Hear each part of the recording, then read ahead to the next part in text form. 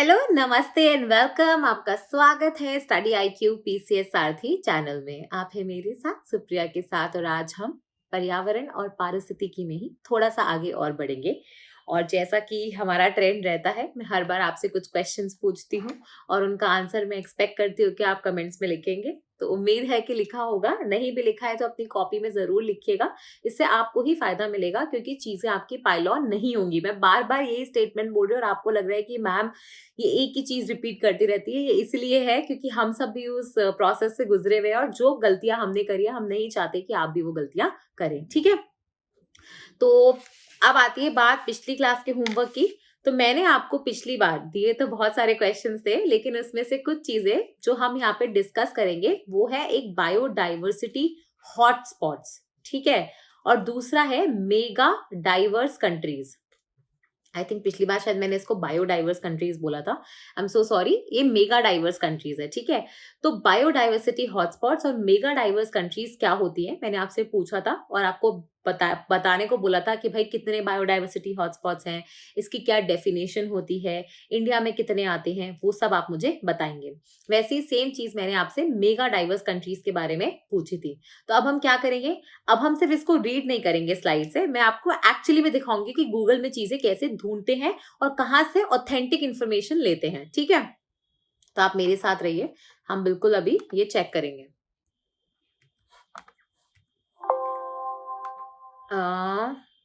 ये देखो, यहाँ पे आप क्या करेंगे, गूगल पे आप टाइप करेंगे बायोडाइवर्सिटी हॉटस्पॉट्स। ठीक है, तो यहाँ पे जब आप टाइप करेंगे तो आपको कोई ऐसी चीज नजर आएगी। ठीक है, तो यहाँ पे जब आपने खोला तो आप सबसे पहले देखोगे कि गूगल पे क्या दिखा रहा है। जैसे ही आपने बायोडाइवर्सिटी हॉटस्पॉट्स टाइप किया तो इसके आगे लिखा हुआ आ रहा है कंजर्वेशन इंटरनेशनल। तो मैं यही पूछा था कि भाई किसने ये बायोडाइवर्सिटी कॉन्सेप्ट का पूरा नाम दिया है। तो यहाँ पे आप एक कंजर्वेशन इंटरनेशनल का नाम याद रखिए। ठीक है, तो बायोडाइवर्सिटी हॉटस्पॉट्स का नाम कहाँ से आ रहा है, ये बेसिकली मैं आपको थोड़ा सा एक बैकग्राउंड दे देती हूँ। यहाँ पे देखो हो क्या रहा है कि बायोडाइवर्सिटी हॉटस्पॉट्स, ठीक है, ये एक नॉर्मन मेयर्स साहब थे। ठीक है, क्या नाम था उनका, नॉर्मन मायर्स या मेयर्स। ठीक है, NORMANMEYERS। ठीक है, इन्होंने लगभग 2000 जो अपना साल होता है उसमें 2000 साल पहले नहीं, 2000 जो ईयर होता है, जैसे 2021 है वैसे 2000 के आसपास उन्होंने एक कॉन्सेप्ट दिया था बायोडाइवर्सिटी हॉटस्पॉट्स का।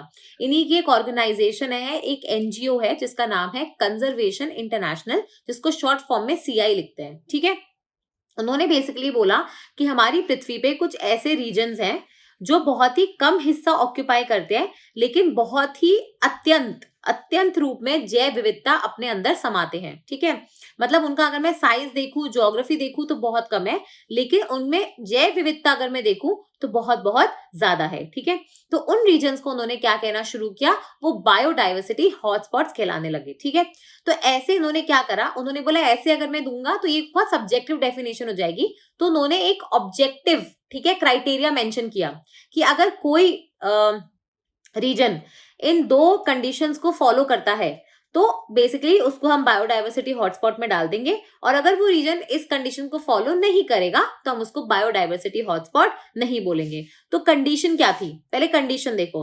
कंडीशन, दो कंडीशंस थी, दो क्राइटेरियाज थे, जो फुलफिल होंगे तो उस रीजन को हम बायोडाइवर्सिटी हॉटस्पॉट बोल देंगे। ठीक है, पहला कंडीशन क्या था, आपके पास 0.5% या फिर 1500 प्रजातियां होनी चाहिए वैस्कुलर प्लांट्स की, जो एंडेमिक होनी चाहिए। अब इस एक कंडीशन में दो तीन कंडीशन छुपी हुई है। या तो आपके पास 0.5% वैस्कुलर प्लांट स्पीशीज हो। वैस्कुलर प्लांट स्पीशीज क्या थी, याद है मैंने आपको प्लांट किंगडम पढ़ाया था, उसके अंदर मैंने आपको बोला था कि 5 होते हैं। एल्गे होता है आपके, वैसे आपका ब्रायोफाइटा वगैरह हो जाएगा, फिर आपका एंजियोस्पर्म्स, जिम्नोस्पर्म्स, है ना। और मैंने बोला था कि एंजियोस्पर्म्स और जिम्नोस्पर्म्स, क्योंकि उनके पास जाइलम और फ्लोएम दोनों को मिला के हम क्या बोलते थे, वैस्कुलर प्लांट स्पीशीज बोलते थे, नहीं बोलते थे। तो ये जाइलम और फ्लोएम को मिला के जो वैस्कुलर प्लांट स्पीशीज उनको बोलते हैं, प्रजातियां बोलते हैं उनको। तो ये या तो आपके पास 0.5% वैस्कुलर प्लांट स्पीशीज हो, या फिर अब यहाँ पे इंपॉर्टेंट कॉन्सेप्ट आता है और एंड का। ठीक है, और का मतलब होता है A और B, या तो ए चलेगा या बी चलेगा, लेकिन एंड का मतलब होता है ए एंड बी, ए भी चाहिए और बी भी चाहिए, सुरेश भी चाहिए और रमेश भी चाहिए, या तो सुरेश चाहिए या रमेश चाहिए, ठीक है। तो या तो आपके पास 0.5% वैस्कुलर प्लांट स्पीशीज हो, या फिर आपके पास 1500 पौधे हो, अलग अलग प्रजातियां हो वैस्कुलर प्लांट स्पीशीज की। लेकिन बात यही खत्म नहीं होती है, वो कैसी होनी चाहिए, एंडेमिक।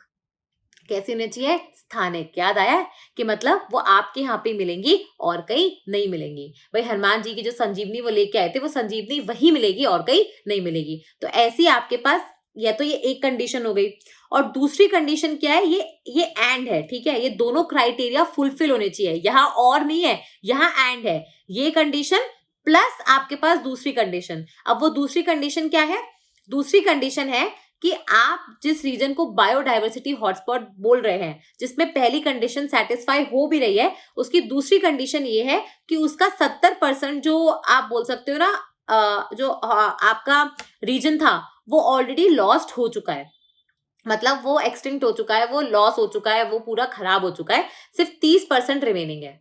मतलब उसमें मेजर तरीके से चेंजेस चल रहे हैं, 70% ऑलरेडी लॉस हो चुका है, मतलब वो थ्रेटेंड है लॉस से, कि अगर उसको नहीं बचाया गया, एक्शन नहीं लिया गया, तो वो पूरा ही पूरा विलुप्त हो जाएगा। तो 70% लॉस्ट है, 70% बचा हुआ नहीं है, 70% जा चुका है, सिर्फ 30% बाकी है, ठीक है। अगर ये दो कंडीशंस फुलफिल होंगी तो उसको हम लोग क्या बोलेंगे, बायोडाइवर्सिटी हॉटस्पॉट, ठीक है। एनजीओ का नाम क्या है, कंजर्वेशन इंटरनेशनल, ठीक है। और बंदे कौन थे, नॉर्मन मायर्स, ठीक है। पहले ये कंडीशन समझ में आई। अब इसके बेसिस पे उन्होंने जब पूरे वर्ल्ड को स्टडी करा, रीजन्स को, ठीक है, तो उन्होंने बोला कि हमारे पूरे विश्व में 36 ऐसे रीजन्स हैं। 36 रीजन मतलब ऐसा कोई एक स्टेट, एक डिस्ट्रिक्ट नहीं, ऐसा रीजन होगा कोई। तो 36 ऐसे रीजन्स हैं जो बायोडाइवर्सिटी हॉटस्पॉट्स कहलाए जाएंगे, ठीक है। पहले 35 थे, अभी एक लास्ट के 2 सालों में ऐड हुआ है, तो 36 हो गए, ठीक है। पहली चीज ये। अब इन 36 में से आप देखोगे तो वर्ल्ड लेवल पे हो गए। अब इंडिया में से ऐसे कौन कौन से बायोडाइवर्सिटी हॉटस्पॉट्स हैं जो हमें काटते हैं, ठीक है। तो अगर मैं जैसे इंडिया का मैप बनाऊं, ये है ना इंडिया का मैप, आपको सोते जागते हंसते खाते ऐसे सब बनाना आना चाहिए, ठीक है। ये रफी मैप है, ऐसा अपना वो, ओहो शिट, चलो कोई नहीं, ये यहाँ से ऐसे, ठीक है। तो ऐसे रफली मैंने इंडिया का मैप बनाया है। तो इसमें आप देखोगे इंडिया में 4 बायोडाइवर्सिटी हॉटस्पॉट्स आते हैं, या इंडिया 4 बायोडाइवर्सिटी हॉटस्पॉट्स का हिस्सा है। एक आपका ये वाला रीजन हो जाएगा वेस्टर्न घाट्स, वैसे हम इसको पूरा लिखते हैं वेस्टर्न घाट्स प्लस श्रीलंका, ठीक है। यहाँ मतलब श्रीलंका भी पूरा आता है, लेकिन इंडिया में सिर्फ इसका वेस्टर्न घाट वाला पोर्शन आता है, ठीक है। वैसे एक आपका हिमालयन रीजन आ जाएगा, ठीक है। एक आपका ये नॉर्थ ईस्ट और अंडमान वाला रीजन आ जाएगा, ठीक है। और एक आपका सुंडा लैंड आ जाएगा, जिसमें हमारा निकोबार वाला रीजन आता है। तो ये 4 बायोडाइवर्सिटी हॉटस्पॉट्स आपके इंडिया से गुजरते हैं, ठीक है। समझ में आ गया आपको। तो अब मैंने आपको एक बार बेसिक समझा दिया। अब हम क्या करेंगे, अब हम एक बार जाएंगे उस वेबसाइट पे और हम देखेंगे कि हमने अभी क्या देखा। तो आपने बायोडाइवर्सिटी हॉटस्पॉट्स टाइप किया, उसके बाद आप गए यहाँ पे, आपने क्लिक किया उस लिंक पे, कंजर्वेशन इंटरनेशनल वाली, तो ये लिंक खुलती है, ठीक है। इस पेज पे आप देखोगे वो पहले बता रहे हैं कि क्यों बायोडाइवर्सिटी हॉटस्पॉट्स इतने इंपॉर्टेंट है। और ये लाइन जो है ना सबसे इंपॉर्टेंट है। ये वो एरियाज है हमारे पृथ्वी के जो बहुत ही ज्यादा जैव विविधता से रिच है, ठीक है। और ये सबसे ज्यादा थ्रेटेंड भी है क्योंकि 70% इनका हिस्सा जा चुका है। तो हमें अपने खुद की भलाई के लिए इनको बचाना पड़ेगा, ठीक है। ये देखो 36 ऐसे रीजन्स हैं जो बेसिकली अपनी बायोडाइवर्सिटी हॉटस्पॉट्स के उसके अंदर आते हैं। ये अगर हम टोटल एरिया देखें, अगर इन 36 रीजन का हम टोटल एरिया देखें तो पृथ्वी का सिर्फ 2.5% ऑक्यूपाई करते हैं। लेकिन अगर आप बोलोगे ना कितनी जैव विविधता है, तो 10-12% से ऊपर है। इतने से हिस्से में इतनी सारी जैव विविधता है, इसलिए इनको बायोडाइवर्सिटी हॉटस्पॉट्स कहते हैं। ये देखो आपके 2 क्राइटेरियाज हैं, ये दोनों के दोनों पूरे मिलने चाहिए। पहला मैंने आपको बता ही दिया था और दूसरा ये वाला, ठीक है। समझ में आ गया। ये देखो 40% से ज्यादा amphibian, bird, mammal, reptile species है इस 2.5% के छोटे से 36 रीजन के टोटल हिस्से में, ठीक है। अब यहाँ पे आप देख सकते हो कि बायोडाइवर्सिटी क्यों इंपॉर्टेंस है, वो सारी चीजें हमने पहले ही पढ़ ली हैं, ठीक है। अब हम आते हैं 36 हॉटस्पॉट्स पे, ठीक है। तो ये 36 हॉटस्पॉट्स अगर आप इस पे क्लिक करोगे तो आपको ये दिखेगा, ऐसे पूरी एक वेबसाइट खुलती है, ठीक है। और आप यहाँ पे जाके मैप और एक तो विदाउट टेक्स्ट वाला सिर्फ आपको मैप देखना है, और एक आपको लेबल्स के साथ वाला मैप देखना है, तो वो भी आप देख सकते हो। ठीक है, एक मिनट। हाँ, ये वाला देखो, ये है आपका इंग्लिश लेबल्स के साथ का मैप कि 36 के 36 हॉटस्पॉट उन्होंने आपको वर्ल्ड मैप पे दे रखे हैं। कितना ब्यूटीफुल है ना ये चीज। ये चीज है, मैं आपको समझाने की कोशिश कर रही हूँ कि आप ज्यादातर है ना इन ऑर्गेनाइजेशंस की खुद की वेबसाइट पे जाके लीजिए, क्योंकि ये authentic up to date information होगी। आप कहीं और से लोगे, आप 35 याद करते रहोगे, 36 आ जाएगा एग्जाम में, गलत हो जाएगा। ठीक है, अपडेटेड इन्फॉर्मेशन पढ़ना बहुत जरूरी है। तो यहाँ पे देखो आप, ये देखो, ये नॉर्थ अमेरिकन रीजन में बता रहे हैं, जैसे आपका कोस्टल प्लेन हो गया। एक बार 36 रीजन्स के नाम सुन लो मेरे साथ। जैसे नॉर्थ अमेरिका का कोस्टल प्लेन पहला, ठीक है, इसका मतलब ये नहीं कि ये पहला था, मैं तो आपको सिर्फ नंबर बता रही हूँ। ठीक है, सेकंड आपका कैलिफोर्निया का फ्लोरिस्टिक प्रोविंस, तीसरा मैड्रियन पाइन ओक वुडलैंड्स, चौथा करेबियन आइलैंड्स, पांचवा मीसो अमेरिका। ठीक है, मेरे साथ काउंट करते चलो। छठवा आपका चोको मैकडेलेना, ठीक है, सातवां ट्रॉपिकल एंडीज, आठवां चिलियन विंटर रेनफॉल वॉल्डेवारी फॉरेस्ट, आठवां सिराडो रीजन, ये ब्राजील और उसके नीचे वाला हिस्सा। ठीक है, फिर नवा आपका पोलिनेशिया माइक्रोनेशिया, 10th आपका न्यूजीलैंड, ठीक है, 11th आपका मेडिटेरेनियन बेसिन, 12th आपका गिनियन फॉरेस्ट, ये जो गिनिया वाली कंट्री नहीं है वेस्ट अफ्रीका में, वहां का, 13th आपका सक्यूलेंट कारू, 14th केप फ्लोरिस्टिक रीजन, ये वही केप टाउन है जहां से घूम के वास्को द गामा इंडिया आए थे। ठीक है, फिर 15th आपका मापुता लैंड पोंडोलैंड अल्बानी रीजन। ठीक है, 16th आपका कोस्टल फॉरेस्ट जो होते हैं अपने ईस्टर्न अफ्रीका वाले, केनिया टंजानिया मोजाम्बिक रीजन वाले। फिर 19th आपका मैडागास्कर वाला जो आइलैंड है अपना वो। 20th आपका हॉर्न ऑफ अफ्रीका। ठीक है, 21st आपका ईस्टर्न एफ्रो मोन्टाना रीजन। ठीक है, ये मॉन्टेनियस रीजन वाला जो है। 22nd इरानो एंटोलियन रीजन, ये ईरानियन वाला जो पेनिनसुला है। ठीक है, फिर 23rd आपका कॉकेसस माउंटेन्स वाला रीजन। ठीक है, 24th आपका सेंट्रल एशियन माउंटेन्स, 25th आपका साउथ वेस्ट चाइना की माउंटेन्स, 26th आपका Himalayan region, 27th western ghats and Sri Lanka, 28th Sundaland, 29th Indo Burma north eastern और अंडमान वाला। ठीक है, 30th Japan, 31st Philippines, 32nd आपका वलेसिया रीजन। ठीक है, 33rd आपका साउथ वेस्ट ऑस्ट्रेलिया, 34th आपका न्यू कैलेडोनिया, 35th आपका ईस्ट मेलेनेशियन आइलैंड्स और 36th आपका फॉरेस्ट ऑफ ईस्ट ऑस्ट्रेलिया। समझ में आया? तो ऐसे करके आपने देखा आपके 36 रीजन्स बनते हैं पूरे वर्ल्ड में जो ये दोनों क्राइटेरिया फॉलो करते हैं, और इनको हम बायोडाइवर्सिटी हॉटस्पॉट्स कहते हैं। इंडिया का मैप में देख लो आप, ये हिमालयन रीजन आ जाएगा, आपका वेस्टर्न घाट्स वाला रीजन आ जाएगा, आपके निकोबार आइलैंड्स आ जाएंगे जो ये सुंदरलैंड का हिस्सा है, और आपका इंडो बर्मा वाला रीजन आ जाएगा जिसमें आपका नॉर्थ ईस्टर्न माउंटेन्स और आपका अंडमान वाला पोर्शन आता है। ठीक है, यहाँ पे आप चाहो तो आप कंट्री वाइज भी इसको सर्च कर सकते हो, क्लिक कर सकते हो और आगे चीजें पढ़ सकते हो। ठीक है, तो ये जो कॉन्सेप्ट था ये किसका था आपका? ये था आपका बायोडाइवर्सिटी हॉटस्पॉट्स का कॉन्सेप्ट था। ठीक है, अब हम चलेंगे दूसरे कॉन्सेप्ट की तरफ जो है आपका मेगा डाइवर्स कंट्रीज। ठीक है, अभी मेगा डाइवर्स कंट्रीज क्या होती हैं पहले तो ये बताओ। देखो, जैसे हमने बायोडाइवर्सिटी हॉटस्पॉट्स के 2 क्राइटेरिया दिए ना, वैसे ही मेगा डाइवर्स कंट्रीज जो होती है उनका क्या कॉन्सेप्ट होता है। देखो, ऐसे देश, ऐसी कंट्रीज, अब हम रीजन्स की बात नहीं कर रहे हैं, अब हम देश या कंट्रीज की बात कर रहे हैं। ठीक है, जिनमें आपको बहुत ज्यादा स्पीशीज रिचनेस देखने को मिलती है, विविधता देखने को मिलती है, और साथ में एंडेमिज्म भी देखने को मिलता है। मतलब स्पीशीज बहुत ज्यादा है भी, प्रजातियां बहुत ज्यादा है भी, लेकिन बहुत सारी प्रजातियां ऐसी हैं जो उसी रीजन में या उसी देश में स्थानिक है, एंडेमिक है, वो आपको और कहीं नहीं मिलेंगी। ठीक है, तो इसके भी आप देखोगे 2 क्राइटेरिया होते हैं। पहला कि आपके पास 5000 प्लांट्स की प्रजातियां होनी चाहिए, ठीक है, जो आपकी एंडेमिक होंगी, और दूसरा कि आपका पास मरीन बॉर्डर होना चाहिए, मतलब आपके पास कोई समुंदर लगता हुआ होना चाहिए। आप ऐसे कॉन्टिनेंट के बीच में कोई देश नहीं हो सकते मेगा डाइवर्स कंट्रीज के लिए, क्योंकि जनरली ये मानना है कि जिनके पास भी कॉन्टिनेंट या लगता हुआ ओशन होगा या पानी होगा, तो बेसिकली उनके पास फिर पानी वाली प्रजातियां भी होंगी ना, तो आपके पास ज्यादा प्रजातियां होंगी। ठीक है, तो ये 2 स्ट्रिक्ट कंडीशंस है, ये एंड है और नहीं है। एंड है, ठीक है। तो ये प्लस ये दोनों कंडीशंस अगर फॉलो होंगी तो ही हम बोलेंगे कि कंट्री या देश कैसा है, आपका मेगा डाइवर्स कंट्रीज या देश कहलाएगा, ठीक है। ऐसे पूरे विश्व में कितने देश हैं? 17 देश है जिनको हम मेगा डाइवर्स कंट्रीज का नाम देते हैं। इंडिया भी उसमें से एक आता है, इसलिए ये इंडिया के लिए प्राउड मोमेंट है, ठीक है। अब हम क्या करेंगे, जैसे हमने नेट पे देखा, इसको भी हम नेट पे एक बार इंटरनेट पे देखेंगे, ठीक है। तो वापस से हम क्या करेंगे, जैसे आपने मेगा डाइवर्स कंट्रीज यहाँ पे टाइप किया तो आपको यहाँ पे conservation of mega diverse countries करके एक वेबसाइट मिल रही है, ठीक है। तो यहाँ पे आप इसको जब क्लिक करोगे तो ये ऐसे खुलेगा, ठीक है। और यहाँ पे आप देखोगे कि मेगा डाइवर्स कंट्रीज क्यों बोला है, क्योंकि सिर्फ 17 देश है। अगर इनका पूरा एरिया काउंट करोगे तो पूरे विश्व का सिर्फ 10% एरिया है इनके पास, लेकिन 70% से ज्यादा इनके पास टेरेस्ट्रियल जो लैंड पे रहने वाली विविधता है वो 70% से ज्यादा है। इतनी ज्यादा बायोडाइवर्सिटी है कि इनको आप मतलब इन देशों को अगर आपने प्रिजर्व कर लिया तो लगभग आप पूरे पृथ्वी की 70% डाइवर्सिटी को कंजर्व कर सकते हो। तो अच्छे एफर्ट्स है ना, मतलब इन पे फोकस करो, इन पे ज्यादा पैसे खर्च करो ताकि आप ज्यादा जैव विविधता को कंजर्व कर सको, ठीक है। तो जैसे मैंने आपको बताया था कि इनका एक तो इनका क्राइटेरिया हो गया, ठीक है।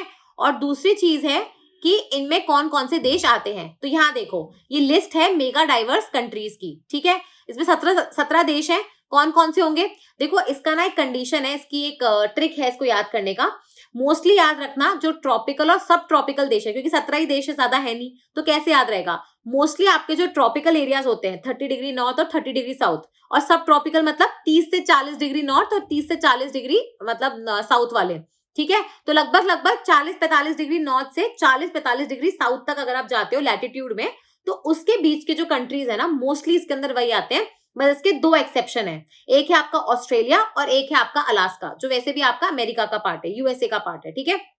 सिर्फ ये 2 अगर आप देख लोगे तो यही 2 आप देखोगे टेम्परेट रीजन्स में मिलेंगे आपको, बाकी सारी कंट्रीज आपकी ट्रॉपिकल या सब ट्रॉपिकल रीजन्स के अंदर आती हैं, ठीक है। तो कौन कौन से देश है, मेरे साथ बोलना शुरू करो। आप खुद से सोचो कहाँ कहाँ बायोडाइवर्सिटी सबसे ज्यादा है। ऑस्ट्रेलिया में है ना, फिर आपका ब्राजील हो जाएगा, फिर आपका चाइना हो जाएगा, फिर साउथ अमेरिका में आपका कोलंबिया, यूकेडोर, है ना, USA, Philippines, India, Indonesia, Madagascar, Malaysia, Mexico, Papua new Guinea, Peru, democratic Republic of Congo, south Africa and Venezuela, ठीक है। अभी यहां देखो, अगर हम इसका मैप बनाएं, देखो मैप के बिना तो कोई चीज ही अधूरी हो जाएगी, ठीक है। तो आप क्या करना, वर्ल्ड मैप बनाना, ठीक है।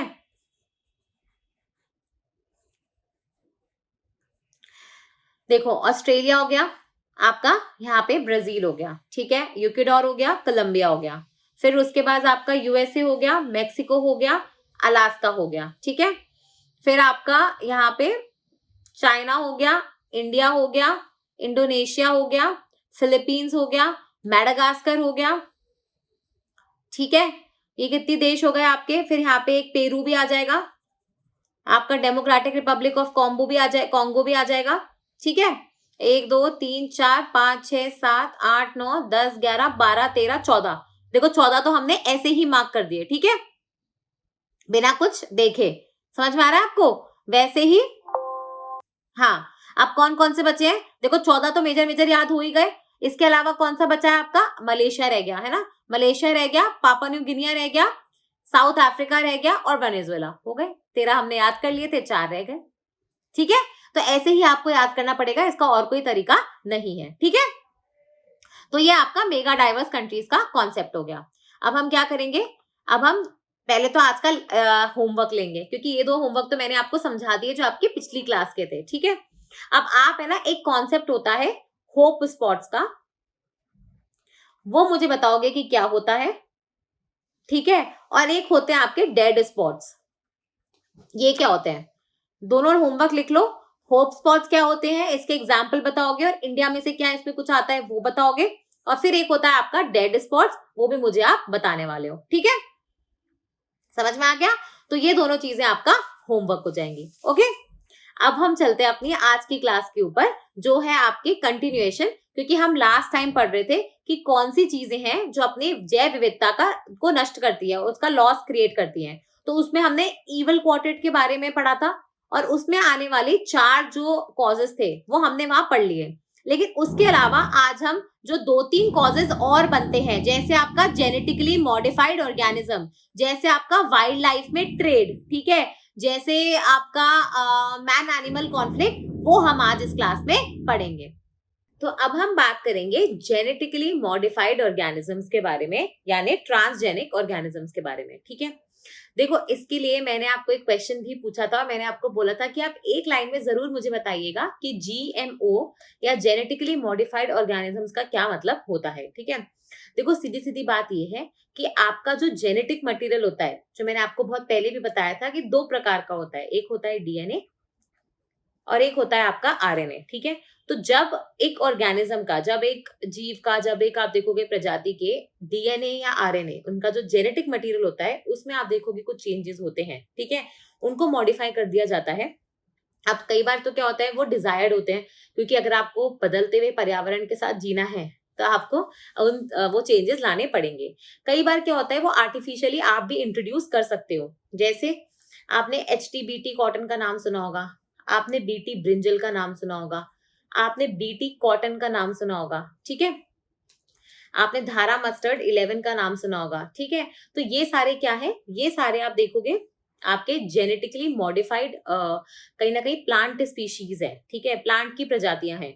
इसमें क्या हो गया, देखो सीधी सीधी बात ये है कि हम जो कॉटन उगाते थे उसमें क्या प्रॉब्लम थी, प्रॉब्लम कुछ नहीं थी, बस ये कि उस कॉटन पे एक पिंक बॉलवर्म नाम का इंसेक्ट था, वो बेसिकली उस कॉटन की फसल को नष्ट कर देता था, ठीक है। तो हमने क्या करा, हमने बेसिकली इसको लैब में ले जाके कॉटन को इसका डीएनए बदल दिया, ठीक है। और इसमें हमने क्या करा, हमने बेसिकली एक सॉइल में बैक्टीरिया रहता है बैसिलस थुरिनजेनेसिस, ठीक है, क्या नाम है उस बैक्टीरिया का, ये वाला बैसिलस थुरिनजेनेसिस। हमने उस बैक्टीरिया से आप देखोगे उसका जेनेटिक मटेरियल लिया और हमने कॉटन में घुसा दिया, ठीक है, कॉटन में इंसर्ट कर दिया। आइडिया क्या था कि ये जो बैक्टीरिया होता है इसके डालने से हमारे कॉटन में, ठीक है, जो आपका नया वाला कॉटन हुआ उसमें आप ये देखोगे कि अब ये जो पिंक बॉलवर्म नाम का इंसेक्ट था वो अटैक नहीं करता, ये हमारी कॉटन की फसल को नष्ट नहीं करता। तो ऐसे आप देखोगे हमारे कॉटन की फसल की जो उत्पादन था, उत्पादकता थी, दोनों बढ़ गई, ठीक है। बट हर चीज के अगर फायदे होते हैं तो हर चीज का नुकसान भी होता है, ठीक है। नुकसान क्या है भाई, आपने ये जो कॉटन लाई है, आपने ये जो इसमें बैक्टीरिया डाला है, तो हो सकता है ना कि वो सिर्फ पिंक बॉलवर्म को नष्ट ना करे, हो सकता है और भी कोई जैव विविधता होगी उसको नष्ट कर दे, है ना। हो सकता है कि ये सॉइल में कुछ ऐसे नए केमिकल रिएक्शन कर दे जिसका आज हमें पता नहीं है, लेकिन हमें बाद में जाके 20-30 साल बाद जाके पता लगे कि ये तो इसकी वजह से हुआ।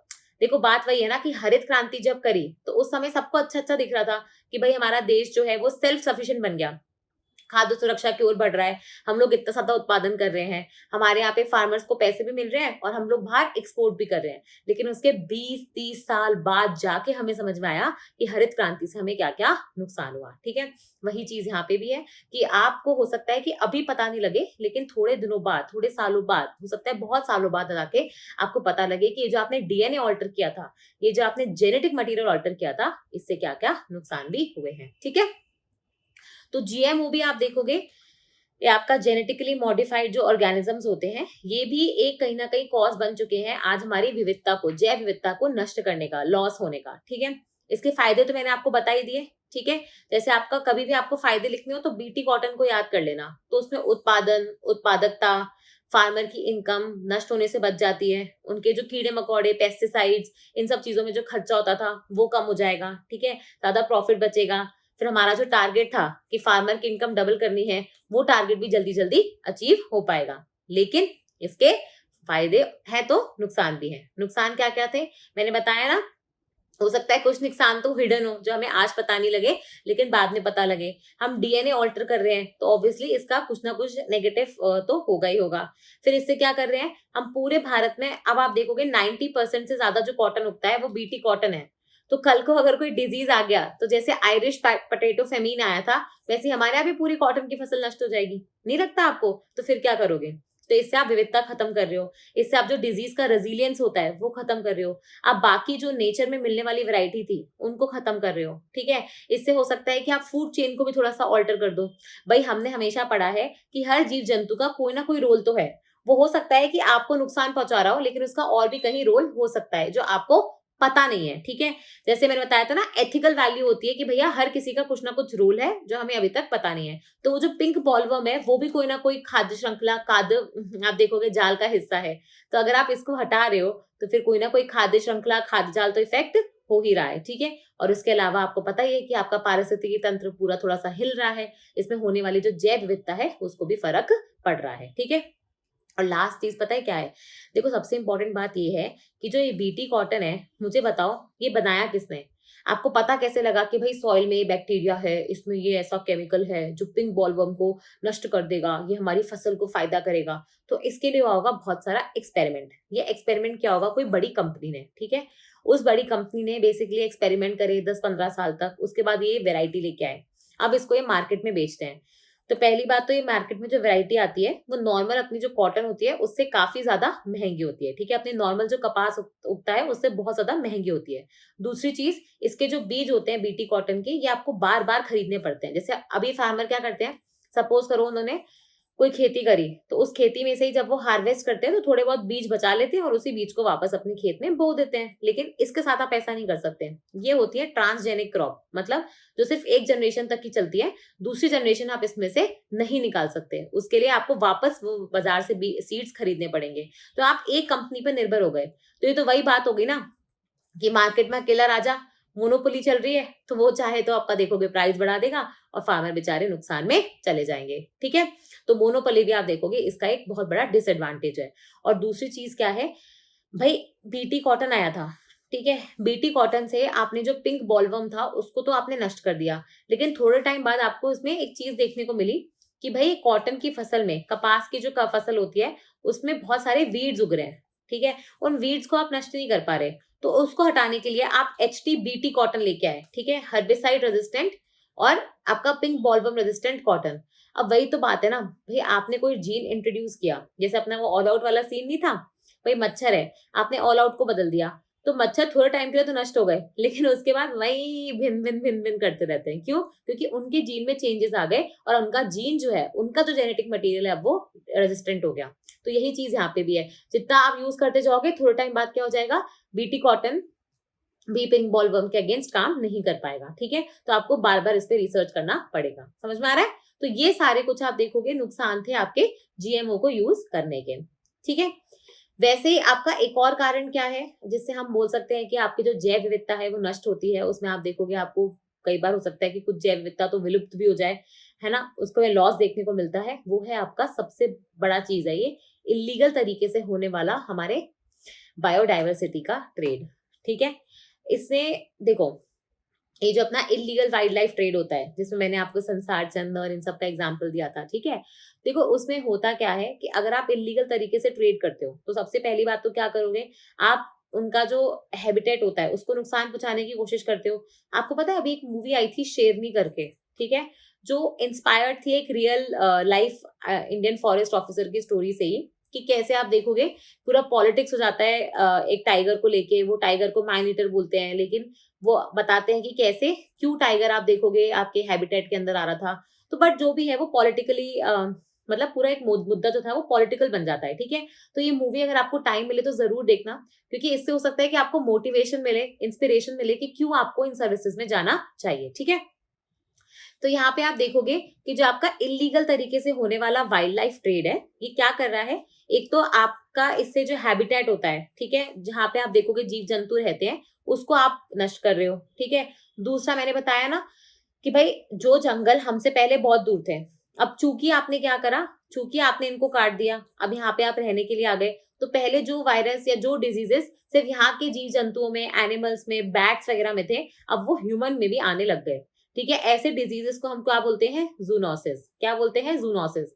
जो बेसिकली अपने जो देखो जूनोसिस कहाँ से आया है, बेसिकली आपके जूलॉजी से आया है। तो जो डिजीजेस एनिमल्स तक ही रिस्ट्रिक्टेड थे, लेकिन चूंकि आप देखोगे हमने अपने आप में और एनिमल्स में जो बैरियर होता है वो कम कर दिया, इस वजह से क्या हो गया, कि ये जो डिजीजेस थे जो पहले सिर्फ एनिमल्स में, चिंपांजीज में, मंकीज में यहाँ देखने को मिलते थे, अब वो ये बैरियर क्रॉस कर गए और अब वो ह्यूमंस में भी होने लग गए। जैसे इनफैक्ट आप ये देखोगे कि आज के जमाने में 60% से ज्यादा जो इन्फेक्शियस डिजीजेज हैं, ठीक है, वो सारे के सारे कौन सी कैटेगरी या श्रेणी में आते हैं? जूनोसिस की श्रेणी में आते हैं, ठीक है। तो यहाँ पे आप देखोगे तो जूनोसिस भी एक प्रॉब्लम निकल के आ रही है। Corona virus, Spanish flu, Ebola virus, Nipah virus, Qaisra forest disease, ये सारे ही क्या है? जूनोसिस डिजीजेज हैं, ठीक है।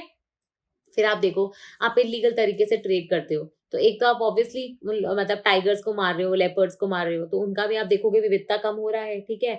आपका जो बायोडाइवर्सिटी का संरक्षण के आपने इतने सारे प्रोजेक्ट्स चला रखे हैं, उनको भी खतरा है ना। फिर आप देखोगे कि वहां के जो लोकल लोग हैं, जो वहां पे अगर नेशनल पार्क है या वाइल्ड लाइफ सेंचुरी है जहाँ पे टाइगर्स है, लेपर्ड्स हैं, तो उनको अगर उनका संरक्षण होता है तो उनको भी रोजगार मिलता है, वो गाइड बन जाते हैं, जिप्सी चलाने वाले लोग बन जाते हैं, है ना। लेकिन अगर आप देखोगे आप उनको ही इलीगल तरीके से ट्रेड करोगे तो फिर इनका भी रोजगार छिन जाता है ना। और आपकी जैव विविधता तो कम होती ही होती है, ठीक है। फिर एक और जो कारण है हमारे बायोडाइवर्सिटी के, जैव विविधता के नष्ट होने का, लॉस होने का, वो है आपका ये सबसे बड़ा कारण जो बना हुआ है इस वक्त, वो है आपका पोल्यूशन और क्लाइमेट चेंज, ठीक है। कैसे आपका आप देखोगे क्लाइमेट जो है उसमें परिवर्तन हो रहा है, चेंजेस हो रहे हैं। वो पोलर बियर का इमेज याद है जो मैंने आपको बताया था कि पानी के बीच में बस एक आइस का ऐसे क्यूब है और उसके ऊपर आप देखोगे आपका पोलर बियर बैठा हुआ है, ठीक है। तो कहीं ना कहीं क्या हो रहा है कि बहुत ज्यादा चेंजेस हो रहे हैं भाई। सी का लेवल बढ़ेगा, सी का जो सैलिनिटी होता है वो चेंज होगा, मतलब उसमें कितनी लवणता है, उसका टेम्परेचर, उसका ताप कितना है वो चेंज हो जाएगा। जो लेयर्स होती है हमारी, ठीक है, वो चेंज होगी। मैंने आपको थर्मोक्लाइन के बारे में बताया था ना। तो आप मुझे कमेंट पे जरूर बताना कि थर्मोक्लाइन क्या था। तो मैंने आपको बोला था कि ऊपर क्या होता है, टेम्परेचर थोड़ा कम होता है, उसके बाद क्या होता है, तेजी से कम होता है, और फिर आपका नीचे की तरफ कांस्टेंट हो जाता है, ठीक है। तो आप ये देखोगे कि ये डिफरेंशिएशन है, इसलिए आप देखोगे ओशंस की जो ऊपर नीचे की लेयर होती है ना, वो आपस में मिक्स हो रही है। लेकिन अगर ये जो डिफरेंस है टेम्परेचर का, ताप का, वो बहुत ज्यादा बढ़ गया कि ऊपर का टेम्परेचर बहुत गर्म है और नीचे का बहुत ठंडा है, तो ये आपस में मिक्सिंग भी नहीं होगी। जब मिक्सिंग ही नहीं होगी तो नीचे से न्यूट्रिएंट्स ऊपर नहीं पहुंचेंगे तो ऊपर वाले जीव जंतु क्या खाएंगे? तो हो जाएगी ना बायोडाइवर्सिटी नष्ट। तो आप ये देखो छोटे छोटे जो चेंजेस होते हैं, ठीक है, अपने क्लाइमेट में, अपने पर्यावरण में, वो कैसे इतने बड़े सागर में टेम्परेचर, लवणता, इन सब चीजों को चेंज करते हैं, जिसकी वजह से हमारी जैव विविधता में बहुत ज्यादा फर्क पड़ता है, ठीक है। इनफैक्ट आप देखोगे कि आजकल एक नया टर्म चला हुआ है जिसको हम लोग बोलते हैं ओशन एसिडिफिकेशन। तो याद है मैंने बहुत पहले आपसे बोला था कि पीएच का क्या फॉर्मूला होता है, और मैंने आपको बताया था कि पीएच एक स्केल होती है, ठीक है, जिसमें 7 न्यूट्रल होता है, 7 से 14 वाली चीजें बेसिक कहलाती हैं, और 0 से 7 वाली चीजें एसिडिक कहलाती हैं, ठीक है। अब जनरली हमारा जो सागर होता है उसमें मैंने बताया था ना आपका 35 पीपीटी से ज्यादा सॉल्ट का कंटेंट रहता है, तो जनरली आप देखोगे वो आपका बेसिक रहता है।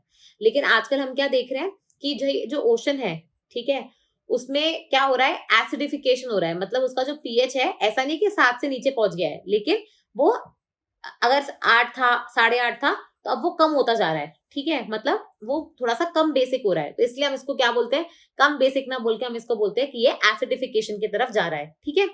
तो ये जो ओशन एसिडिफिकेशन है, इससे क्या होगा भाई, पीएच चेंज होगी, तो आप जो सामान अंदर ले रहे हो, बाहर छोड़ रहे हो, वो सब चीजों में डिफरेंस आएगा। बहुत सारी फिशेज और मरीन स्पीशीज जो होती है वो आप देखोगे पूरी की पूरी खत्म ही हो जाएंगी, क्योंकि वो इतने पीएच के चेंजेस बर्दाश्त नहीं कर पाएंगी, ठीक है।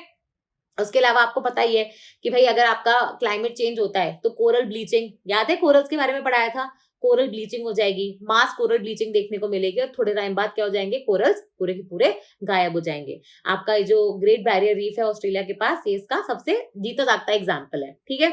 इसके बाद आप देखोगे कि आपके जब क्लाइमेट चेंज होगा, तो अभी आईपीसीसी की एक नई रिपोर्ट आई थी, ठीक है, 6वीं रिपोर्ट। तो उस आईपीसीसी की रिपोर्ट में बताया गया था कि कैसे हमारे जो एक्सट्रीम इवेंट्स होते हैं ना, एकदम से साइक्लोन आ गया, एकदम से आप देखोगे अर्थक्वेक आ गया, या ऐसे कोई इवेंट्स जो होते हैं वो बहुत बढ़ने वाले हैं, ठीक है, फ्लड्स बढ़ने वाले हैं। तो इनसे क्या होगा, इनसे वापस से जैव विविधता नष्ट हो जाएगी। भाई काजीरंगा नेशनल पार्क में आपके फ्लड्स आते हैं तो कितनी सारी जो आपकी बायोडाइवर्सिटी होती है, कितनी सारी आप देखोगे, राइनोसेरोस होते हैं, एलिफेंट्स होते हैं, आपके लेपर्ड्स होते हैं, टाइगर्स होते हैं, कितने सारे आप देखोगे मिलते ही नहीं है उसके बाद। अगर आपने शायद 16 काउंट किया होगा तो उसके बाद आपको 12 या 13 मिलते हैं। अब होता क्या है, कई जो होते हैं वो तो सर्वाइव कर जाते हैं, कई आप देखोगे फ्लड्स के अंदर डूब जाते हैं, है ना। तो इनकी वजह से भी आप देखोगे आपकी जो जैव विविधता है वो नष्ट हो सकती है, ठीक है। अब देखो, हमने अब तक पढ़ा कि ये जो लॉस हो रहा है, ठीक है, बायोडायवर्सिटी का, ये हमने देखा कि भैया क्यों हो रहा है, ठीक है। अब एक एक और रीजन भी है, ह्यूमन एनिमल कॉन्फ्लिक्ट, ठीक है, वो हम आगे पढ़ेंगे, ये अपने आप में एक अलग से टॉपिक भी बन सकता है। लेकिन पहले हम ये जानते हैं कि भैया इसका इम्पैक्ट क्या होगा, असर क्या होगा। अगर जैव विविधता नष्ट हो गई तो इसका क्या असर होगा। ऑब्वियसली आपके जितने भी आपको इकोसिस्टम सर्विसेज मिलती है, पारिस्थितिकी तंत्र की जो सेवाएं मिलती हैं, चाहे वो प्रोविजनिंग हो, चाहे वो सहायक हो, चाहे वो रेगुलेटिंग हो, रिक्रिएशनल हो, सभी इफेक्ट होगी, है ना। आप देखोगे कि कितने सारे लोगों का लाइवलीहुड चलता है, ट्राइबल कम्युनिटीज पूरी डिस्टर्ब हो जाएंगी, आपको खाने पीने के लाले पड़ जाएंगे, आपकी पूरी विविधता जो होती है वो खत्म हो जाएगी, आयरिश पोटैटो फेमिन जैसी चीजें की जो प्रोबेबिलिटी है वो बढ़ जाएगी, है ना। आपकी खाद्य सुरक्षा में प्रॉब्लम आ जाएगी, ह्यूमन एनिमल कॉन्फ्लिक्ट और ज्यादा बढ़ जाएगा। समझ में आ रहा है आपको। जूनोसिस मैंने बताया ना, जो वायरस डिजीजेस पहले सिर्फ एनिमल्स के अंदर जंगलों में ही रहते थे, अब वो हमारे ऊपर भी आने लग गए हैं। तो ऐसी चीजें आप देखोगे, ऐसे डिजीजेस और तेजी से बढ़ेंगे, ठीक है। और साथ ही में जो आपका पूरा पारिस्थितिकी तंत्र का एक जो बैलेंस है ना, वो पूरा हिल जाएगा, ठीक है। अब इसी में एक और आप देखोगे कारण होता है हमारे बायोडायवर्सिटी के लॉस का, वो है ह्यूमन एनिमल कॉन्फ्लिक्ट, ठीक है। मतलब आदमी और आपके जो एनिमल्स होते हैं, ठीक है, उनके बीच का आप बोल सकते हो एक तरीके की दुश्मनी, ठीक है, एक तरीके का इंटरैक्शन जो कि नेगेटिव है दोनों के लिए, ठीक है। या तो उसमें ह्यूमंस किल हो रहे हैं, या एनिमल्स किल हो रहे हैं, या ह्यूमंस को लॉस हो रहा है, या एनिमल्स को लॉस हो रहा है, या दोनों को लॉस हो रहा है, लेकिन लॉस तो हो रहा है। तो जब आप देखो कि दो लोग इंटरैक्ट करते हैं, दो लोग आप देखोगे वार्तालाप करते हैं, दो लोग एक दूसरे के साथ रहते हैं, तो वो पॉजिटिव कब होता है, जब दोनों को, या तो एक को फायदा मिल रहा हो या दोनों को फायदा मिल रहा हो। नेगेटिव कब होगा, जब एक का नुकसान हो रहा हो या फिर दोनों का नुकसान हो रहा हो। तो वही चीज है, ह्यूमन एनिमल कॉन्फ्लिक्ट का मतलब क्या हो जाएगा, एक ऐसा इंटरेक्शन हमारे ह्यूमंस और एनिमल्स के बीच में, ठीक है, जिससे आप देखोगे नेगेटिव इंपैक्ट हो रहा है। या तो इससे ह्यूमंस की लाइफ जा रही है, भैया टाइगर ने, आपने टाइगर का जो हैबिटेट था उसको डिस्ट्रॉय किया, और टाइगर बेसिकली अब मैन ईटर बन गया, अब वो लोगों को खाने लग गया। आपने टाइग्रेस अवनी का नाम सुना होगा, ठीक है। फिर आपने जो कहते हैं, अभी वो शेरनी मूवी आई थी, उसमें भी जो टाइगर की बात करी गई थी, तो ये क्या है, कुछ मैन ईटर टाइगर्स बन जाते हैं। ऐसे उत्तराखंड में भी जो अपना जिम कॉर्बेट नेशनल पार्क है, वहां पे भी एक टाइगर था, वो कह रहे थे कि वो मैन ईटर बन गया, मतलब उसको ना ह्यूमन ब्लड अब होता है ना आदत में आ गया, तो वो ह्यूमंस को बेसिकली खाने लग गया। जनरली आप देखोगे कि हम टाइगर्स का शिकार नहीं होते हैं, ठीक है। टाइगर्स जो होते हैं वो एनिमल्स जैसे डियर हो गया, सांभर हो गया, इन सबको खाते हैं। लेकिन ऐसा बोला जाता है कि एक बार अगर टाइगर को वो ह्यूमन ब्लड का स्वाद लग जाए, तो वो मैन ईटर बन जाते हैं, ठीक है। फिर वो आदमियों को खाना शुरू कर देते हैं, आपके गांव में आ जाएंगे रात को चुपके से, बच्चा उठा के ले जाएंगे, समझ रहे हो, कैटल ना उठा के बच्चा उठा के ले जाने लग गए, तो वो होते हैं मैन ईटर्स, ठीक है। तो लेपर्ड्स भी कई बार मैन ईटर बन जाते हैं। तो आप ये देखोगे इसमें क्या हो रहा है, एक तो ह्यूमन का लॉस हो सकता है। कई बार आप देखोगे, आप देखते होगे कि बहुत सारा एक एलिफेंट का झुंड था, वो बेसिकली किसी की पूरी जो बनाना की क्रॉप होती है, ठीक है, आपकी जो गन्ने की क्रॉप होती है, फसल होती है, उसको नष्ट करके चले गए। तो इससे क्या हुआ कि हमारे लाइवलीहुड का, हमारे प्रॉफिट का, हमारे इकोनॉमी पे लॉस हो गया, ठीक है। कई बार आपने सुना होगा कि ये कहानी आपको बहुत देखने को मिलती है कि लोगों ने अपने आप को टाइगर से बचाने के लिए क्या करा, कि भाई उनको पता है कि टाइगर पानी पीने तो आएगा ही तालाब में, तो तालाब में जहर मिला दिया, तो अगर टाइगर उस पानी को पिएगा तो वो मर जाएगा, ठीक है। या फिर टाइगर को ट्रैप करने के लिए, वो RRR मूवी नहीं आई थी कि कैसे उसने गड्ढा बना के उसमें जाल बनाया था, तो ऐसे कर दिया। बाद में RRR में तो उसको मारा नहीं था, लेकिन रियल लाइफ में लोग कई बार मार भी सकते हैं। तो इससे क्या होता है कि एनिमल्स आप देखोगे वो हर्ट हो रहे हैं, ठीक है, उनको आप देखोगे आप कई बार मार रहे हो। तो दोनों तरीके से आप देखोगे नेगेटिव इंटरेक्शन हो रहा है, ठीक है। या तो आपकी जान को खतरा है, या उनकी जान को खतरा है, या आपके लाइवलीहुड को खतरा है, आपकी इकोनॉमी को खतरा है। तो ये होता है ह्यूमन एनिमल कॉन्फ्लिक्ट। अब मुझे बताओ क्या कारण होंगे कि ह्यूमन एनिमल कॉन्फ्लिक्ट हो रहा है। मतलब देखो, सबसे पहली बात तो ये है कि आप एनिमल्स का जंगल खा रहे हो, तो ऑब्वियसली फिर वो आपके हैबिटेशन में, आपके घरों में घुसने लगे हैं, ठीक है। दूसरा कि भाई अपना जो नेशनल पार्क है, हम हमेशा बोलते हैं कि नेशनल पार्क के अराउंड एक से 10 किलोमीटर तक का इको सेंसिटिव एरिया होना चाहिए, या इको सेंसिटिव जोन होना चाहिए, ठीक है। उसमें क्या होना चाहिए कि मिनिमम आपका ह्यूमन इंटरेक्शन रहना चाहिए। लेकिन आजकल आप देखोगे बिल्कुल नेशनल पार्क की बाउंड्री से सदकी यहाँ पे आप देखोगे गांव बसे हुए हैं, लोग रह रहे हैं, तो ऑब्वियसली थोड़ा सा एनिमल बाहर गया नहीं, आपका उसको पशु दिखा नहीं, कैटल आपकी दिखी नहीं, वो आपके लेके चला गया, फिर आप उससे बदला लेते रहो, और ये ह्यूमन एनिमल कॉन्फ्लिक्ट बढ़ता रहता है। भाई आज हमें भी जमीन चाहिए, हम नेशनल पार्क भी बढ़ा रहे हैं, वाइल्ड लाइफ सेंचुरीज भी घोषित कर रहे हैं, हमें उद्योग भी लगाने हैं, हमें कृषि भी करनी है। तो जमीन की कमी की वजह से हो क्या रहा है कि भाई जो पुराने आप देखोगे, एक तो हम लोग जो पुराने आप देखोगे कंजर्व्ड एरियाज थे उनको काट पीट रहे हैं, तो ऑब्वियसली एनिमल्स का हैबिटेट कम हो रहा है। लेकिन दूसरी ओर हम क्या कर रहे हैं, एनिमल्स का संरक्षण भी कर रहे हैं। भाई आपको पता है कि टाइगर की पॉपुलेशन, ठीक है, 2006 में अगर मैं इंडिया की बात करूं तो लगभग लगभग 1400 के या 1200 के आसपास होगी, और आज अगर हम देखें तो लगभग लगभग 2900 हो गई है। तो टाइगर्स इतने सारे बढ़ गए हैं। वैसे ही आप देखोगे लेपर्ड्स का भी संरक्षण हो रहा है, लेपर्ड्स का भी पॉपुलेशन बढ़ रहा है, ठीक है।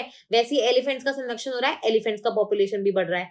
तो भाई ये एक ही जमीन है, उसमें हमें भी रहना है, हमारी पॉपुलेशन भी बढ़ रही है और एनिमल्स की पॉपुलेशन भी बढ़ रही है। तो भाई कॉन्फ्लिक्ट तो होगा ही। आप संरक्षण के नए कार्यक्रम चला रहे हो, उनकी पॉपुलेशन बढ़ा रहे हो, तो ऑब्वियसली कॉन्फ्लिक्ट तो होगा ही, ठीक है। उसके अलावा क्या होता है, कई बार आप देखोगे कि लोग है ना जानबूझ के भी एनिमल्स को कई बार हर्ट करने की कोशिश करते हैं इलीगल ट्रेडिंग वगैरह के लिए, तो उससे भी आप देखोगे आपका एनिमल कॉन्फ्लिक्ट वगैरह बढ़ जाता है। फिर कई बार आपको पता है कि फ्लड्स आ गए, साइक्लोन्स आ गए, तो ऑब्वियसली बचने के लिए एनिमल्स वगैरह जो होते हैं ह्यूमन शेल्टर्स के अंदर घुस जाते हैं, तो वहां से भी कई बार आप देखोगे ह्यूमन एनिमल कॉन्फ्लिक्ट बढ़ जाता है, ठीक है। उसके अलावा आपको पता ही है कि हम उनके इलाकों में से क्या कहते हैं रोड निकाल रहे हैं, सड़कें निकाल रहे हैं, रेलवे ब्रिजेस निकाल रहे हैं। आपने सुना होगा कि आपका ये जो केरला, कर्नाटका और तमिलनाडु की जो ट्राई जंक्शन पे आपका नेशनल पार्क पड़ते हैं ना, साइलेंट वैली और ये सब, इनको रात को बंद कर दिया जाता है। क्यों? क्योंकि सड़क जो है वो इनके बीच में से होके निकलती है, और इस सड़क पे रात को आप देखोगे बहुत सारे मतलब व्हीकल से बहुत सारे एनिमल्स की मृत्यु हो रही थी, क्योंकि ऑब्वियसली रात का समय है, वो तो क्रॉस कर रहे हैं, उन्होंने देखा कि सामने से बस आ गई। तो ये सारी चीजों की वजह से भी आप देखोगे ह्यूमन एनिमल कॉन्फ्लिक्ट जो है वो बढ़ रहा है, ठीक है। उसके अलावा आपको पता ही है क्लाइमेट चेंज हो रहा है, पर्यावरण पूरा हिल रहा है, तो उस वजह से जो एनिमल्स होते हैं उनका बिहेवियर भी चेंज हो रहा है, ठीक है। और इसके अलावा कई बार आपको पता है कि फॉरेस्ट में आग या तो लग जाती है या लगाई जाती है, दोनों के कारणों की वजह से भी आपका ह्यूमन एनिमल कॉन्फ्लिक्ट बढ़ता है। और बढ़ते हुए आजकल आपको पता ही है कि भाई नेशनल पार्क के आसपास बहुत सारे लोग बड़ी बड़ी बिल्डिंग्स बना रहे हैं, इको टूरिज्म के नाम पे रात में कैंपिंग करवा रहे हैं, जबकि वो अलाउड भी नहीं होता कई बार।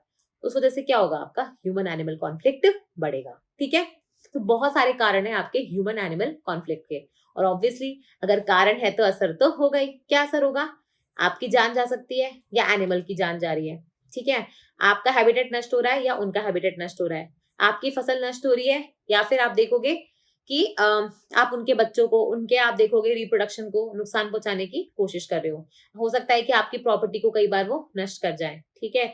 आप इससे हो सकता है कि कई बार मतलब डेथ ना होके बहुत गहरी इंजरीज आ जाए, या तो आपको या एनिमल को। तो इम्पैक्ट दोनों तरीके से आप देखोगे नेगेटिव ही हो रहा है। तो इसको हम कैसे मतलब बचा सकते हैं? क्या हम ऐसा कर सकते हैं कि हमारा ह्यूमन एनिमल कॉन्फ्लिक्ट जो है वो कम हो सके? देखो सीधी सीधी बात है, इसके मैं दूंगी आपको लाइव एग्जांपल्स जो आप अपने कॉपी में लिखोगे, जो इंडिया में हो रहा है, ठीक है।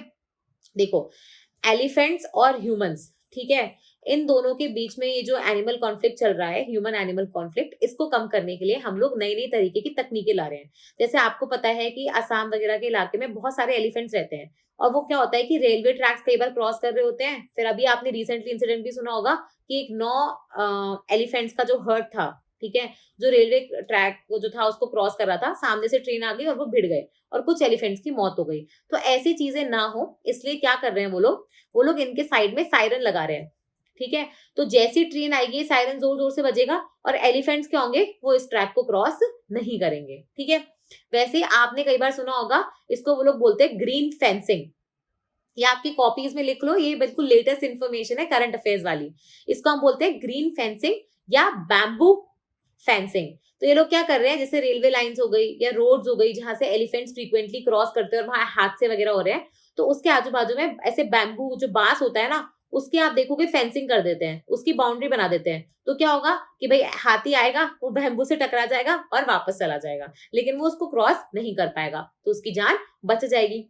वैसे ही कई बार आप देखोगे जैसे हाथी होता है, अब उसी के आसपास का है बहुत सारे गांव होते हैं, लेकिन हाथी इन गांवों के बीच में से निकलते हैं। अब आपने अगर कोई खेती बाड़ी कर रखी है तो आपकी फसलों को नष्ट कर सकते हैं, आपके घरों को नष्ट कर सकते हैं। तो इसलिए यहाँ पे क्या कर रहे हैं लोग, जैसे अपनी जो घर होते हैं, अपनी फसल होती है, उसकी जो पेरिफेरी होती है, बाउंड्री होती है, वहां पे वो लोग क्या कर रहे हैं, ये जो अपनी हनी बी नहीं होती है जो ऐसे स्टिंग करती रहती है पूरे टाइम, तो हनी बी के बॉक्सेस लगा दिए हैं। तो उससे क्या होगा, उसमें एक वायर लगा दी, जैसे ही हाथी आया ये वायर खींचेगी, उस वजह से क्या होगा कि सारी मधुमक्खियां इसमें से निकल जाएंगी, और जैसे ही मधुमक्खियां निकलेंगी वो हाथी की सूंड में, हाथी के कान में जाके इरिटेशन करेंगी, जिससे हाथी वापस चला जाएगा। इस प्रोजेक्ट को तो आई थिंक रीहैब प्रोजेक्ट भी कह रहे थे, ठीक है। और ये काफी फेमस प्रोजेक्ट था, काफी सक्सेसफुल भी हुआ था, जिससे आप देखोगे बहुत सारे जो मतलब ये जो ह्यूमन एनिमल कॉन्फ्लिक्ट है ना, इसको कम करने में सहायता मिली थी। वैसे ही आपको पता है कि हाथी को बहुत बड़ा इलाका चाहिए। अब आपने उसके इलाके में सपोज करो सड़क बना दी या रेलवे बना दिया, रेलवे ब्रिज बना दिया, तो अब क्या करो आप, हाथी को इधर से इधर जाने का पैसेज दो। तो जैसे आपने एलिफेंट कॉरिडोर्स बना दिए, ठीक है, तो ये एक अच्छा तरीका हो सकता है। जैसे एलिफेंट कॉरिडोर्स बनते हैं, वैसे आप देखोगे आजकल एक नया कॉन्सेप्ट शुरू हुआ है टाइगर कॉरिडोर्स का। किसका? टाइगर कॉरिडोर का। तो इसमें क्या होता है, ये बेसिकली आपका जो महाराष्ट्र है उसके बाजू में आपको पता है आंध्र प्रदेश है ना। तो यहाँ पे आप देखोगे महाराष्ट्र के इस हिस्से से इस वाले हिस्से तक आपने क्या करा, जैसे ओवरब्रिज बना दिया, उस पे घास फूस डाल दी, यहाँ पे पेड़ वगैरह उगा दिए, तो टाइगर को ऐसा लगेगा कि ये नेचुरल रास्ता है यहाँ से यहाँ जाने का, और इसके नीचे से सड़क जा रही है, लेकिन वो सड़क पे से नहीं जाएगा। यहाँ पे एक तो ऊंची ऊंची बाउंड्री बनवा दी, और एक आपने उसको नेचुरल एक पाथ जैसा मिट्टी के साथ घास फूस के साथ दे दिया, ताकि वो इधर से इधर आसानी से क्रॉस कर जाए और किसी से भिड़े भी ना। तो इनको हम बोल रहे हैं टाइगर कॉरिडोर्स, ठीक है। तो ऐसी चीजें भी बनाई जा रही है। बेसिकली आप बैरियर्स बनाने की कोशिश कर रहे हो ताकि वो इधर से उधर पहुंच सके। फिर वैसे ही आप देखोगे कि आपने क्या करा है, एनिमल कॉन्फ्लिक्ट को कम करने के लिए आप जो आसपास वहीं के लोग रहते हैं ना, उन्हीं को आप देखोगे national park, wild life sanctuaries में आप जॉब्स दे रहे हो, क्योंकि क्या होगा, वो उनका जो लाइवलीहुड है वो उस नेशनल पार्क या वाइल्ड लाइफ सेंचुरी से चलता है, ठीक है। अगर उसको कुछ भी नष्ट होगा तो ऑब्वियसली उनका आप देखोगे रोजी रोटी नहीं चलेगी, तो वो ज्यादा इन्वेस्टेड है उसको प्रोटेक्ट करने के लिए, उसको उसका संरक्षण करने के लिए। तो वो गार्ड बना दिया उनको, ठीक है, ताकि वो अच्छे से वहां पे निगरानी रख सके, ठीक है। वैसे ही कई बार क्या होता है, ये आपको कर्नाटका और केरला में दिखेगा कि क्योंकि वहां पे एलिफेंट की पॉपुलेशन बहुत ज्यादा होती है और कई बार वो उनकी फसलें नष्ट कर देते हैं, तो लोगों ने क्या करा है, अपने घर के आगे जैसे बहुत लंबी पड़ी हुई जमीन है, तो कुछ जमीन में तो उन्होंने अपना फसल उगा लिया, जो बाकी ऐसी पड़ी हुई जमीन थी वहां पे एलिफेंट्स जो खाना खाते हैं ना, उन्होंने वो वाली फसलें लगा दी, तो एलिफेंट्स वो खा के वापस चले जाएंगे और उनकी फसलें नहीं खाएंगे, ठीक है। फिर और क्या करने की कोशिश कर रहे हो भाई, आपको पता है कि जो अपने लेपर्ड्स होते हैं, ठीक है, जिसको हम लोग बघेरा भी बोलते हैं, तो बाघ का मतलब तो टाइगर होता है, बघेरा मतलब लेपर्ड होता है, ठीक है। तो ये जो बघेरा होते हैं, आपको पता है कि बहुत सारे जो ये वेस्ट ग्राउंड नहीं होते, लैंडफिल वगैरह, वहां पे आपको पता है कि बहुत ज्यादा मिलते हैं। क्यों? क्योंकि वहां पे कुत्ते आते हैं और लेपर्ड कुत्तों का शिकार करते हैं। तो ऐसे जो ये वेस्ट एरियाज थे ना, स्पेसिफिकली जहाँ पे लेपर्ड पॉपुलेशन काफी ज्यादा है, उनको मैनेज करने की कोशिश की जा रही है। जैसे राजस्थान में आपको पता है लेपर्ड कंजर्वेशन प्रोजेक्ट चालू किया गया, जिसके तहत 8 लेपर्ड सेंचुरी बनाई गई है। भाई आप तक आपने टाइगर रिजर्व का नाम सुना था, आपने टाइगर सेंचुरीज का नाम सुना था, इन्होंने लेपर्ड कंजर्वेशन रिजर्व जो होते हैं वो बनाने शुरू करे हैं। जैसे राजस्थान में जयपुर में बेसिकली अगर आप देखोगे तो झलाना में उन्होंने एक लेपर्ड कंजर्वेशन रिजर्व या लेपर्ड सेंचुरी बनाई है, जहां पे उन्होंने बहुत सारा जो इलाका है वो लेपर्ड्स को के संरक्षण के लिए रख दिया। तो इससे क्या होगा, ह्यूमन और एनिमल्स का जो कॉन्फ्लिक्ट था वो कम हो गया। क्यों? क्योंकि यहाँ पे आप देखोगे पहले लोग जाते थे, यहाँ से वो चूल्हे चौके के लिए अपने लकड़ी वगैरह कलेक्ट करते थे, फिर रात में इन पे लेपर्ड इनके ऊपर अटैक कर देता था। लेकिन अब आपने क्या करा, इस एरिया को रिस्ट्रिक्ट कर दिया, लोगों की एंट्री बंद कर दी, सिर्फ सुबह अलाउड है, शाम तक वापस आपको जाना पड़ेगा, ठीक है। तो यहाँ पे पूरा फॉरेस्ट डिपार्टमेंट आपने डाल दिया, वो क्या कर रहा है, लोगों को वैसे भी सूखी लकड़ियां सस्ते दामों में दे देता है, इससे जो जंगलों से निकलती है, ठीक है। तो जो वैसे भी वेस्ट होती है नीचे जमीन पे पड़ी होती है, तो इससे क्या हो गया कि लोगों का भी काम चल गया और आपका ह्यूमन एनिमल कॉन्फ्लिक्ट जो है वो कम हो गया, ठीक है। तो ऐसे करके आप देखोगे बहुत सारे तरीके होते हैं। फॉरेस्ट फायर्स को आप मॉनिटर करने की कोशिश कर रहे हो, ठीक है। आपने नासा की एक मोडेस इसका सैटेलाइट का नाम सुना होगा, वो फॉरेस्ट फायर्स जो होती है ना, जंगलों में जो आग लगती है भीषण, उसको कंट्रोल करने की कोशिश मतलब उसके लिए आपको इन्फॉर्मेशन पहले से दे देती है, ताकि आप फॉरेस्ट फायर्स को जल्दी एडवांस में ही कंट्रोल कर सको, ठीक है। तो ये सारे आप देखोगे कुछ स्ट्रैटेजीज हैं आपके ह्यूमन एनिमल कॉन्फ्लिक्ट को कम करने के लिए। मुझे पता है आज का थोड़ा सा लेक्चर लास्ट में हैवी सा हो गया, लेकिन जितने मैंने आपको उदाहरण बताया ना, वो अपनी कॉपियों में जरूर लिख लेना, क्योंकि वो रियल लाइफ एग्जांपल्स हैं, रियल लाइफ केस स्टडीज हैं, ठीक है। और इसी को लिख के ही आपके नंबर एक्स्ट्रा मिलेंगे, ठीक है। तो उम्मीद कर रही हूँ कि आपको ये लेक्चर्स पसंद आ रहे हैं। होमवर्क जरूर करना और हम फिर से मिलेंगे, तब तक के लिए धन्यवाद।